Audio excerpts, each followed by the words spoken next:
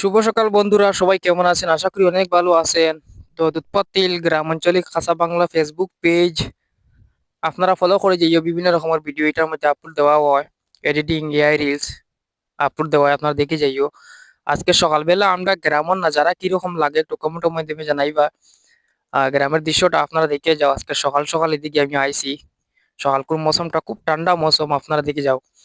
আর খুব রৌদ্র উঠছে হইলেও ঠান্ডা বাতাস আছে, সাথে ঠান্ডা বাতাস আছে, আপনারা দেখে যাও সকালকের নাজারা। তো আপনারা কিরকম আছে একটু কমেন্টের মাধ্যমে জানাবে। আজকের ভিডিওটা কিরকম হয়েছে একটু কমেন্টের মধ্যে জানাইবা। তো দর্শক বিন্দু হল আপনারা দেখি যাও যে আজকে সকাল কোন নাজারা। খুব সকাল সকাল আইছি এদিকে আমি, ওই একটা ভিডিও আপলোড দেই, ব্লগ। আর আপনারা কিরকম আছো, পেজে কিরকম কাজ করডায় একটু মতামত জানাইবা। আর সকাল সকাল এদিকে আইছি। আর সব কিতা খবর আছো নি বালা কমেন্টের মাধ্যমে জানাইও।